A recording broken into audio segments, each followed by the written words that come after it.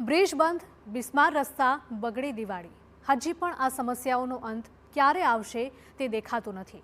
Gambhira bridge દુર્ઘટના બાદ તંત્ર સફાળું જાગ્યું અને અનેક પુલ ભારે વાહનો માટે બંધ કરવાનું ફરમાન પણ કરવામાં આવ્યું. છોટાઉદેપુરના પુલોને ભારે વાહનો માટે બંધ કરતા ટ્રાન્સપોર્ટર્સને અને ડોલામાઇટ પાવડર બનાવતા એકમો પર મરણતોલ ફટકો પડ્યો છે. બોડેલીથી છોટાઉદેપુર અને મધ્યપ્રદેશ તરફ જતા નેશનલ હાઈવે નંબર 56 પર પાવીજેતપુર નજીક આવેલા ભારજ નદી પરનો બ્રિજ 2 વર્ષથી ક્ષતિગ્રસ્ત છે. બોડેલી પાસે નેશનલ હાઈવે 56 પરના ઓરસંગ નદી ઉપર આવેલો પુલ પણ ભારે વાહનો માટે બંધ છે. છોટાઉદેપુરમાંથી આપણે ટ્રાન્સપોર્ટ દ્વારા માલને બીજે પરપ્રાંતમાં લઈ જઈએ છીએ તે જોગવાઈ આખી ખોરવાઈ ગઈ છે. એનું મુખ્ય કારણ છે જે છોટાઉદેપુરમાં વરસાદના લીધે બ્રિજોને જે નુકસાન થયું છે અને રસ્તાઓને એ નુકસાન તેનું મુખ્ય કારણ છે. જે ગાડીઓ ફરીને જાય છે, જે ગાડીઓમાં નુકસાન થાય છે, એના કારણે અમે જે ગાડી ટાઈમ પર સમયસર ને કોઈ સર્વિસ આપી શકતા નથી. એનું મુખ્ય જે બ્રિજો જે તૂટ્યા છે એમાં કોઈ સમાંતર ડાયવર્ઝનો નથી અને ગાડીઓને 40-50 કિલોમીટરનો ફેરો ફરીને જવું પડે છે. હાલત એવી છે કે મહત્વના રસ્તા પર ડાયવર્ઝન અને અમુક પુલો ભારે વાહનો માટે બંધ હોવાના કારણે ટ્રકોને 50 કિલોમીટરનો ફેરો મારીને આવવું પડે છે, જેથી ઈંધણના ખર્ચમાં વધારો થયો છે. સમયનો પણ બગાડ થાય છે. બિસ્માર રસ્તાઓને કારણે વાહનોની જાળવણીનો ખર્ચ પણ વધ્યો છે. આ તમામ બાબતોના કારણે ટ્રાન્સપોર્ટર્સની દશા બેઠી છે.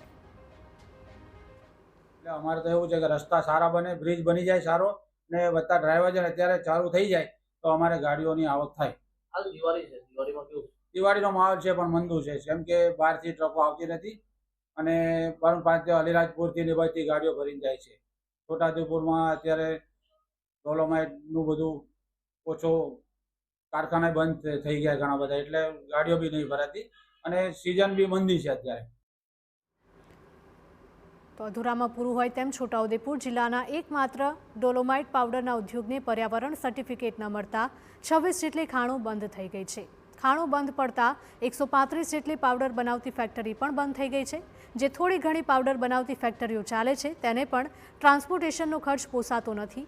ખાણો અને ફેક્ટરી બંધ થવાથી રોજે રોજ મજૂરી કરી ઘર ચલાવતા મજૂરોની સ્થિતિ પણ દયનીય બની છે.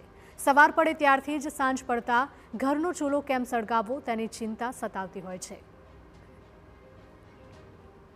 રસ્તા બને ને ગાડી આવે ને તમારો ધંધો થાય ને એમ કે પછી અમે કઈ આરું સરકાર બનાવે કારણ અમારો ધંધો થાય. કઈ મીઠું મરચું ખાતા હે ને તો અમારે ઘેર પૈસા મળે ને પબ્લિક ને હારની રીતે જીવડાવે. 400-500 રૂપિયા મળે અમારે. એમાં 500 રૂપિયા હોય તો એમાંથી શાકભાજી લેવાય, તેલ લેવાનું હોય, મીઠું કોઈ બધું લેવાય તો અમારે કઈ 100-200 ઘેર પહોંચે. છોટાઉદેપુરમાં ટ્રાન્સપોર્ટનો ધંધો હાલ વેન્ટિલેટર ઉપર હોય તેવું લાગ્યું છે. જો રસ્તાઓનું સમારકામ થાય, નવા પુલ જલ્દી બને, ખાણ અને ફેક્ટરીઓ ફરીથી ધમધમતી થાય તો જ ટ્રાન્સપોર્ટર્સ અને મજૂરોનો ઉદ્ધાર થાય તેમ છે. તે લોકો ઈચ્છી રહ્યા છે કે સરકાર જલ્દી આ સમસ્યાનું નિવારણ લાવે.